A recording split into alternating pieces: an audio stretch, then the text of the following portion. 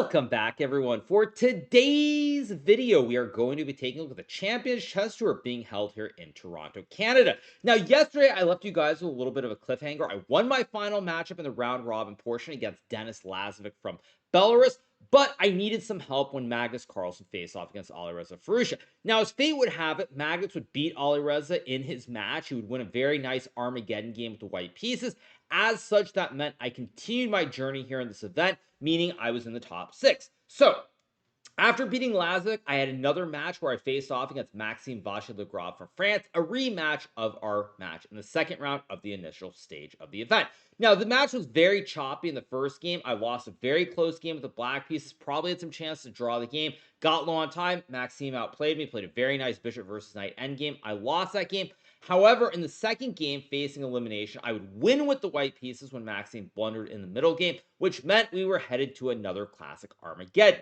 Now, for this Armageddon game, I bid 9 minutes, and I believe 49 seconds, if I'm not mistaken. Maxime bid a little bit higher, and I had the black pieces, same as in our first match a couple days earlier. So, without further ado, let's jump into the Armageddon game. Situation very clear. Maxime 15 minutes. I have 9:49. I must draw the game or win. If Maxime wins the game, I am eliminated. So, Maxime starts with e4. I play e5, knight f3, knight f6, knight takes e5, knight takes e4. And once again, we have the classic Damiano gambit, which I decided to play based off a course done by this Polish grandmaster Kamil Plichka on Chessable.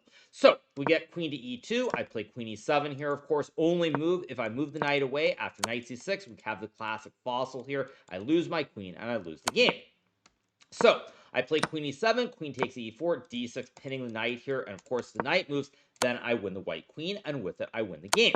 So we get f4, takes, f5. This, of course, was played earlier in my match with Maxime in our previous Armageddon game. I don't believe I covered that, but so far, all very standard. We get queen e3, knight c6, attacking the pawn on e5 here, knight c3, and now I play this move knight to b4, which is recommended in the Chessable course that I mentioned a few seconds ago. So we get king to d1, guarding the pawn on c2. I go bishop e6, a3, knight c6, bishop b5, and now I play this very enterprising move g5. Now, the idea behind g5 is quite simple. I want to activate the dark square bishop potentially. I don't really have any scope on this diagonal. The queen is in the way of the bishop. So when I play g5, I want to maybe fianchetto the bishop with bishop g7, but also I have a second idea here, which we'll see in the game, which is to play f4 here, opening up this light square diagonal for the bishop on e6.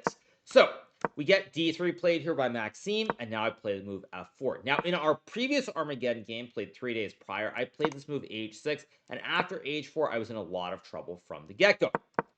Now, second time around, of course, I play f4, opening up the scope for the bishop.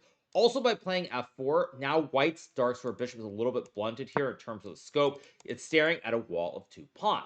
So we have queen e4. I castle my king out of the center of the board. Maxime takes, and now he plays the move queen takes c6, which is a serious mistake. Now, the computer says that after bishop d2, white is maybe a little bit better here, but it's very, very hard to judge what exactly is going on after king b7. I have bishop g7, I have bishop g4. The rooks are not really developed here. White would love to castle the king, but unfortunately the king is on the wrong square. If the king were on e1, white could castle either way. But with the king on d1, you can't castle a g1 here because you've already moved the king. And you can't kingside castle on the queen side, of course, for the same reason. So Maxime decides to take the pawn. I play bishop g4, checking the king. King d2, and now I play queen takes e5. Now, white is up a pawn here, but you'll notice that white is lacking severely in development. You have 1, 2, 3 pieces on their original starting squares. King is in the middle of the board as well. Now, it is a little bit safe with the pawns in front of it, but nonetheless, it's a very hard situation to deal with. So, we get rook e1, stopping checkmate on e3. If you play h3, queen e3, spaghetti-o, we have a classic checkmate. So, we get rook e1. I play queen c5 here, offering the trade of the queens, and now Maxime plays queen a6. Now, the computer says that after takes here in rook e5, white has a little bit of an advantage, perhaps, but keep in mind this is an Armageddon game. Now, when you're playing in an Armageddon game, there's certain decisions that change based on the dynamics and the flow, specifically the time situation. Here, for example, I would say that if I had maybe like 5 minutes or 4 minutes, I think there's a very good chance that Maxime would trade the queens into an endgame and try to squeeze slowly but surely.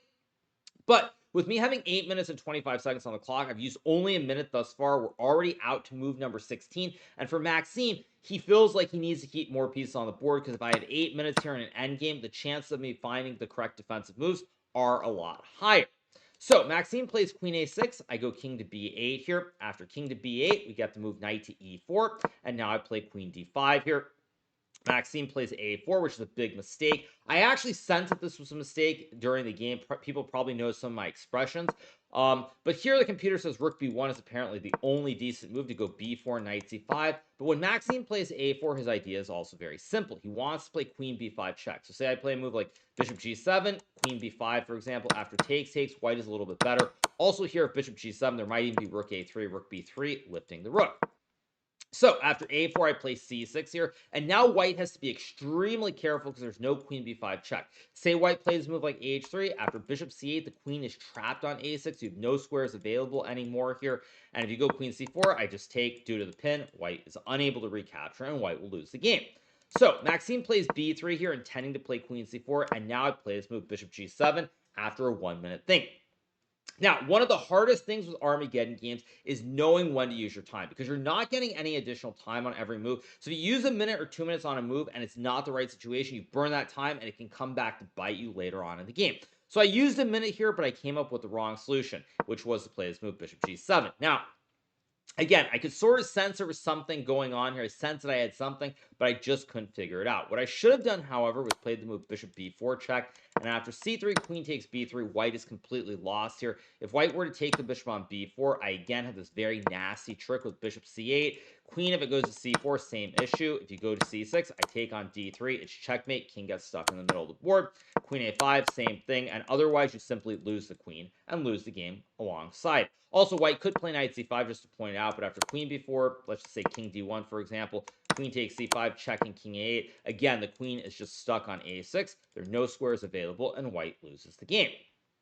So I play bishop g7 instead. Maxime plays rook to b1, and now I play this move rook he8. We get queen c4, and now I blunder with this move queen a5. Now, one of the things that definitely was affecting me in this game is the fact that I was going into the Armageddon game with a score of 0 out of 4. I had lost all 4 black games. Now, it's not to say that I didn't have chances in several of them to maybe draw or win, but with that in my mind, I'm trying at this point in the game to not get too low on time and not make a big blunder, so I play queen a5. Now here, if I had 20 minutes, I do think I still would have played bishop d4 here, which is the best move, with the idea of bishop e3, and probably I never get in danger. But I play queen a5 after 9 seconds. Wrong decision, of course. Maxime goes b4, and now I take on a4. Now, this, of course, I was not happy with at all. You'll notice that here I used over 2.5 minutes, basically, to play this move, because I felt like I'd done something wrong, but it's already too late to shift back, and I have to keep going. So I play queen takes a4. Maxime plays bishop b2, which is a pretty good move. Maybe not best here. Computer wants some weird queen f7. So I guess after bishop d4, oh, there's knight d6. Threatening checkmate on b7, and if I go check here, I think white can take, run the king to c3, and now there simply are no checks available. The king on c3 is very, very safe here, and white is threatening mate, and the rook on e8 is hanging all at the same time. So Maxime here actually plays this move, bishop b2, after 1 second, and this is a situation where Maxime now misjudges it and doesn't use his time. Maxime has 8 minutes more than me, but he brushes here with bishop b2 rather than using a couple of minutes. Now, as I said, there's a lot of ebbs and flows to the whole thing because you don't know what the best moves are. And obviously for Maxime, he's thinking, well, if I think for 2 minutes, and Hikaru is going to be thinking on those 2 minutes, so I might as well keep moving quickly, trying to press him on the clock. But one of the things that you'll notice, and very specifically, I will mention Magnus Carlsen, the former world champion, who's very good at this, is that sometimes you just have to sense when is that critical moment that you need to use that extra time, and when are the moments you just need to move quickly. And in this game, you're seeing both of us sort of misjudge. I used time at the wrong moment, and then Maxime, same thing. He also had this chance here to potentially win with queen f7, but he blitzes bishop b2, not using the time. So I trade the bishops, and now I go queen b5 here. At this point, I was feeling pretty good about myself because I knew now that it was very likely I'd be able to get into an endgame here, and I still have 3.5 minutes on the clock, so my chances of draw are pretty good. So we get queen c3 here. I play queen to e5. Apparently not the best move. Queen d5 is a little bit better, but very hard to walk into a fork here with knight f6, hitting the queen, the rook, and the bishop. So I go queen e5. Maxime plays b5 here, and now I play this move c takes b5, which is another massive mistake here, but a move that I played very quickly rather than thinking. Now, what I probably should have done is traded here and played bishop to f5. But again, very hard to allow white to capture on c6 with ideas like rook b7 here with the kebab. And computer says it's okay, but with limited time here down to 3.5 minutes, I make the decision to just go quickly. So I take on b5, and now Maxime plays move rook a1, which is another huge mistake here.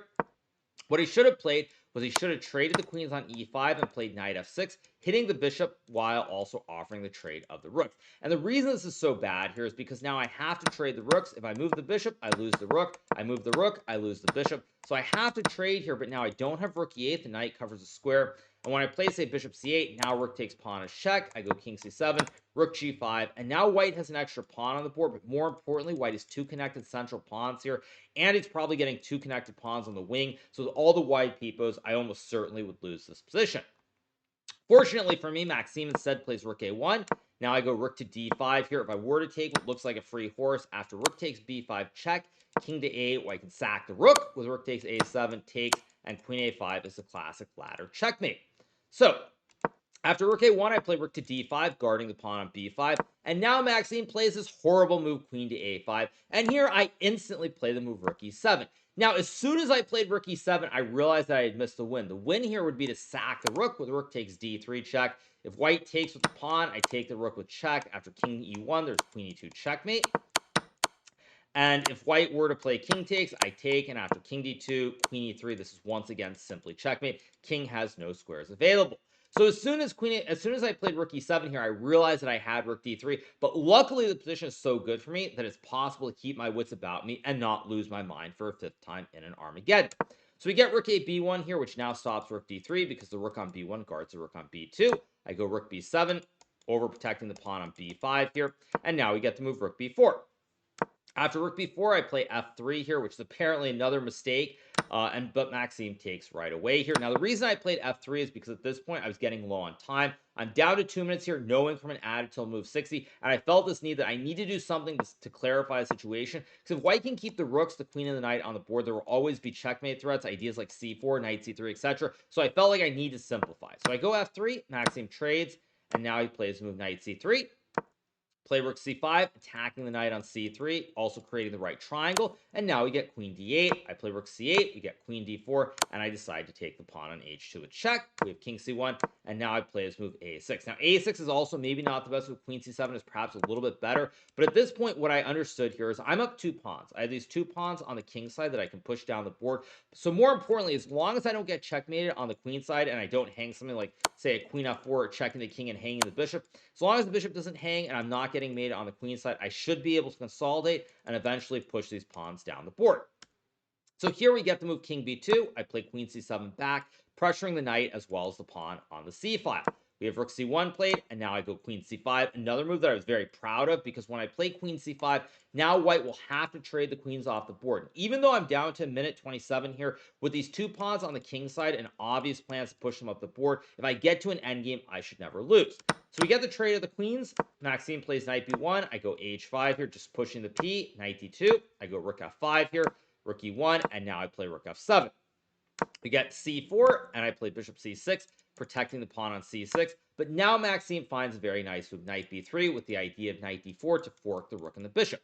So here I play rook d7, cutting off knight d4. We get rook e6, and now I go king c7, and Maxime plays the move d4. Now, at this point, of course, I would win this in a classical game no matter what. But in my mind, I was saying just make sure you find a way to not lose or to basically force a draw.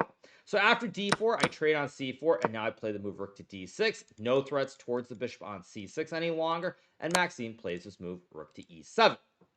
After rook to e7 here, I play the move king to d8. He goes rook h7, and now I play this move rook b5, which is an excellent move here, because if white moves the king, I'll sack the rook, play bishop d5, and I don't really care what happens here. All I know is that with rook in 2 versus rook in 1, I can never lose this position with the increment added at move 60. So Maxime plays rook c5. I decide to play h4, king c3. Now I trade the rooks. I go rook g6 here, knight d4. And now I make a very practical decision here, which is to play g4. I know the computer says double question mark, but the thing is, keep in mind, I don't have to win this game. A draw is good enough. Now, if this were a slow game where like a draw didn't get me through the next round, most likely I would play this move bishop to e4 with the idea of g4, g3. White can't push the pawn. The rook covers the e6 square. And for that reason, it should be very straightforward. So instead, I play g4 here. Maxime plays rook h4. I go g3, of course. Again, I know it's a draw, but a draw does not matter because that gets me through. So we get the trade. Rook g4 takes. king b2, I play rook b5, offer Maxime a draw, and he accepts here. Of course, Maxime could play on, but with me gaining 1 second for every single move, there is no way that I will ever lose this position. So I get the draw. First time I'm actually able to survive an Armageddon. Probably the most important one. So it's kind of ironic in a way that I'm able to draw this game, because the other 4 I had great chances, could not save them, but this one meant a lot more. So what does that mean? That means that I advance to the final 5, and I'm now playing against Norbek Abdusattorov from Uzbekistan.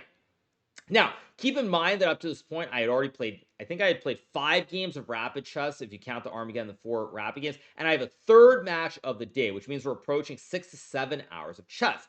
So this match was fairly dry, I would say. I'm not going to look at the two rapid games, because the first game was under some pressure on Petrov. I drew pretty easily with black, and the second game with white, I really just got nothing going out of the opening. We drew, and so, as always, we're playing another Armageddon.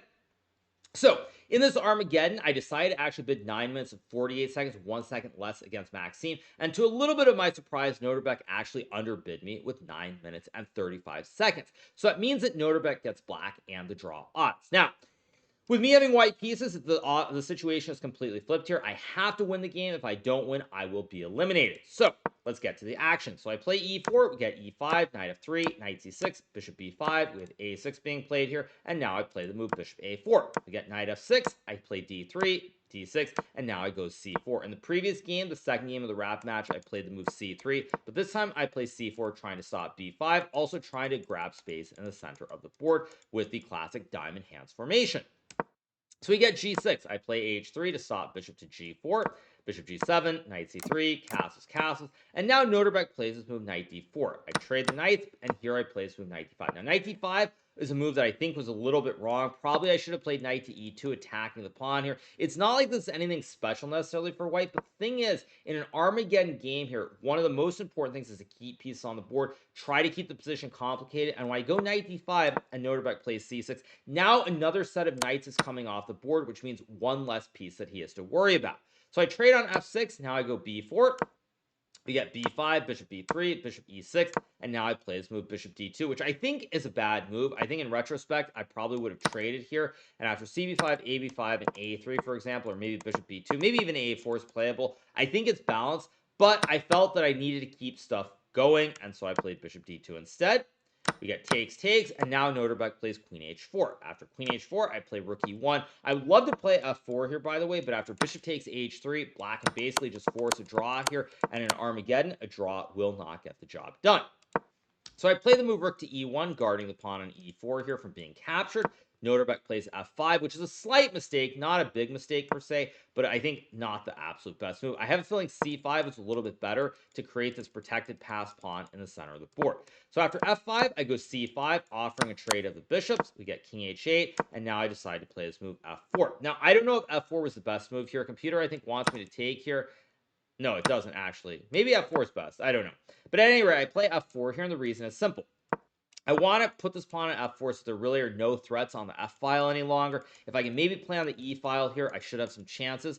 So Norbek decides to trade the pawns. So after takes, takes, we get d5 here, which I think is a mistake, by the way. I think that Norbek probably should have traded and played rook a b8 here, trying to infiltrate on the b file, but instead he plays d5. I go rook to e6, and here Norbek finds g5, which I think is an excellent move. Now, at this point already here, after d5, rook e6, I thought I had a little bit of an advantage. But when Norbek goes g5, he actually plays for counterplay here, and the position starts to get very messy. So I play rook e1, which maybe isn't the best move. Probably rook f1 is a little bit better, but after gf4, rook f3, rook f6, I'm not actually sure how I'm supposed to be much better. Again, it's very tricky, the ebbs and the flow of the Armageddon games, because here there's probably a moment where I should have used a lot of time. And I did use some time to play rook e1, but rook f1 probably would have been a little bit better. Of course, I do wish I had 10 minutes thing instead of having to make a move in a couple of minutes. So I go rook e1, get takes, I play queen f3 here, and now Norbek plays this move rook f6, which is a mistake. What Norbek should have played here was probably this move rook c8 or even d3 right here, opening up the scope for the bishop, and it's still very, very complicated. He plays rook f6, I check, he blocks, and now I make a big mistake when I play rook e6 back.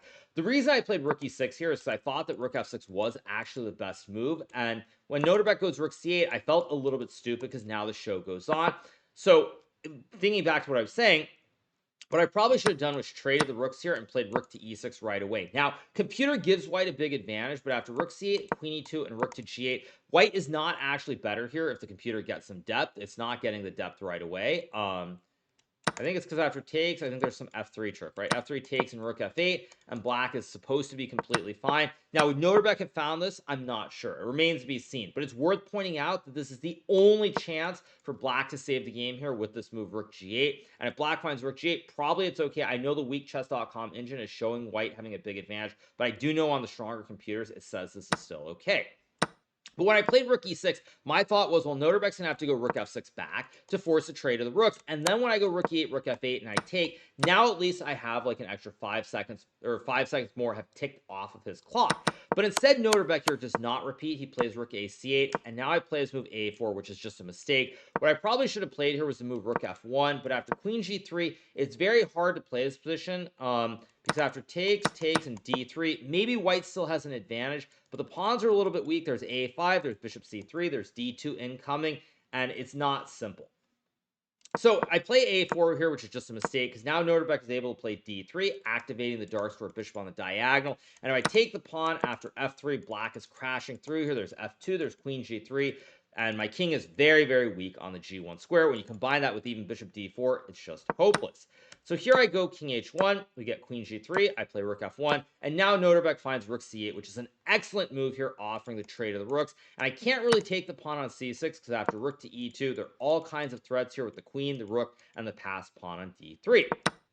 So I decided to trade the rooks on e8 here, which is not a decision that I wanted to go for, but I'm still trying to keep the game alive. So we get the trade, and now I play bishop f4, which is probably the last chance I have here to maybe go for something more with this move b5. But still, after b5, takes, for example, takes, and now let's say rook d3, d4. I can probably save the game with rook b3 here to take the pawn on b5. But after, say, bishop e5, takes, and I think rook c8 even, white maybe has a small advantage with king g1, king f2, but against a player of Noterbeck's caliber, and considering the amount of time he has on the clock, I don't really think there are good realistic winning chances. So instead, I play bishop f4, Noterbeck trades the queens, and now he plays bishop c3, another excellent move going after the pawn on b4. And now, unfortunately, I have to take the pawn on d3. I'd love to go b5 and get this position, for example, where there maybe are some chances with the passed c pawn. But if I were to play b5 here, black can simply play d2. If I go rook d3, there's rook e1 and queen on the next turn. And if I sack the bishop, this, of course, is simply winning quite easily for black. So I end up taking on d3. Noterbeck plays bishop b4. I go bishop d6. He plays king g7. And now I play g4. Now, at this point, I could almost certainly force a draw with rook g3 and just tickle the king all over the board. But at the end of the day, I need to win the game. A draw is not good enough. So I go g4 here. Noterbeck plays rook e4. I go rook f3. Plays rook c4. King g2. Takes. I play check. He goes king g8. Not king g6, because then after rook f6, king g5, for example, I have king g3 with this idea of h4 checkmate. So Noterbeck goes king g8, I play rook f6, and here he finds an awesome move, which is bishop d4. Now, bishop d4 is not the absolute best move, to be clear. After bishop e7, black is probably winning. But Noterbeck understands here that he does not need to win the game. A draw is good enough, similar to my game against Maxime. And with bishop d4 on the board, I cannot avoid a trade of the bishops, and the rook and pawn endgame will be a draw no matter what. Same as my rook and pawn endgame against Maxime in the previous Armageddon.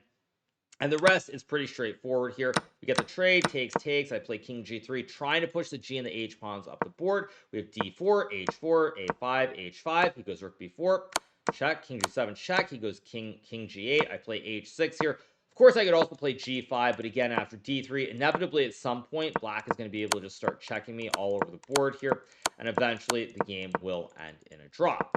So I go h6, Noterbeck plays rook b8, I go check, king h8, I play rook a7, he goes d3, king f2, rook d8, king e1, d2, king d1, king g8, not rook d6, of course, because then rook to a8 would be a checkmate here with the king being stuck in the box. So he goes king g8, I take, rook, king f7, rook g5, he plays rook g8, of course, I go here, takes, check, king g8, check, or sorry, check, rook h8, not rook a7, king g6, rook g8, king h5. Now I play rook g7, offering the trade of the rooks. If black were to trade, I get a queen and win the game. But of course, Noterbeck quietly moves the rook back to g6. I play rook h7, rook h6, takes, and king d2, and the game ends in a draw with bare kings on the board. So the game ends in a draw, which means that I am eliminated from the event in 5th place, which is certainly a little bit disappointing on the one hand, considering that I clawed my way back from what was a very, very poor performance over the first couple of days, especially in the Armageddon portions. But nonetheless, 5th place is still respectable. So I would say that this game in specifically, I don't really have a lot of complaints about it. There was perhaps one moment when I should have played rook takes a8, rook e6, and queen e2, and maybe Noterbeck wouldn't have found rook g8, but I think that was the only major moment where I had a chance perhaps to try and win the game, and I didn't find it. Whereas in most of my other Armageddon games, actually I could say every single one except for the one against Magnus Carlsen, I missed multiple chances. It did not come down to one moment. It came down to like 4 or 5 moments or blunders everywhere, and I missed all those opportunities. So I'm not super upset about the game. I would also say that it was a very, very tough, long event. There were so many matches, so many games of rapid chess, that I can't really be disappointed. Also, keep in mind that the only reason I made it as far as I did was because Magnus beat Ali Reza in Armageddon, so that I stayed alive. If Magnus doesn't beat Ali Reza, I finish in 7th or 8th, and the term is a huge failure. So all those things considered, I'm pretty happy with the result overall. Additionally, in spite of the amount of Armageddon games that I lost, I did actually have a very good result in the regular rapid portion. I gained about 15 rating points. I think I moved up to number 8 in the world in rapid chess, which I think sort of speaks volumes about the format and the fact that if we were using a normal scoring system without Armageddon, I actually had the best event overall. So it's very weird in some ways, but at the end of the day, the format is what it is. I didn't get it done against Noterbeck. Noterbeck moves on to play against, I believe, Wesley So. I think it's Wesley So, if I'm not mistaken, in one of the in one of the in one of the semifinal matches today. I will probably do a recap of the matches. I could be wrong on who's playing who, but still, it was a great ride here in the Champions Chess Tour, considering how poorly it went the first couple of days. To finish in 5th place, to make, I think, something like $30,000, I'm very happy with it. And even if you guys, the fans, don't get what you want, which is another matchup between Magnus and myself, I'm sure it'll happen again in the near future. So, on that note, I hope you guys have enjoyed this recap. If you are not already subscribed to the channel, make sure to smash that subscribe button below, and I'll be back with more recaps when Magnus wins the Champions Chess Tour, jinx intended, very, very soon. See you guys. Bye.